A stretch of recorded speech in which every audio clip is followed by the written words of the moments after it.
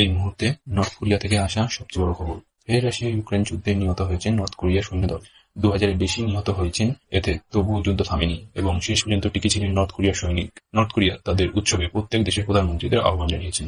এরপরে সমস্ত বিস্তারিত ঘটনা জানতে চ্যানেলটি সাবস্ক্রাইব করুন এবং পাশে থাকা বেল আইকনটি বাজিয়ে দিন, যাতে এরকম নতুন নতুন তথ্য সহ ভিডিও আপনারা মিস না করেন। রাশিয়া ইউক্রেন যুদ্ধে মারা গেছেন প্রচুর পরিমাণে সৈন্য, আর এই যুদ্ধে ইউক্রেন ক্ষয়ক্ষতি হয়েছে বিপুল পরিমাণে। খবর সূত্রে জানা গেছে, দক্ষিণ কোরিয়ার গোয়েন্দা সংস্থা অনুমান করেছেন 2000-এরও বেশি উত্তর কোরিয়ান সৈন্য নিহত হয়েছেন। হাজার হাজার সৈন্য ও নানান প্রযুক্তির অস্ত্র উত্তর কোরিয়ার প্রেসিডেন্ট কিম জং উন পাঠিয়েছিলেন, যাতে ইউক্রেন এবং কোরিয়ার বন্ধুত্ব আরও শক্তিশালী করে ওঠে।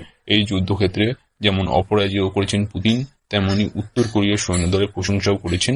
তারা বাস্তবায়িত যুদ্ধক্ষেত্রে শেষ পর্যন্ত টিকেছিলেন। এই ঘটনার পর উত্তর কোরিয়ার প্রেসিডেন্ট কিম জং উন তিনি রাশিয়ার সাথে আরও গভীরভাবে রাজনৈতিক ও কূটনৈতিক সহযোগিতার আশা প্রকাশ করেছেন। এবছর কোরিয়ার শ্রমিকদের জন্য 80তম বর্ষবার্ষিকী উদযাপন করা হচ্ছে, যার মধ্যে নর্থ কোরিয়ার প্রধানমন্ত্রী বিভিন্ন দেশের প্রধানমন্ত্রীদের আহ্বান জানিয়েছেন। তাদের মধ্যে 10ই অক্টোবর চীনের প্রেসিডেন্ট বেইজিং এবং রাশিয়ার প্রেসিডেন্ট পুতিন এসেছেন।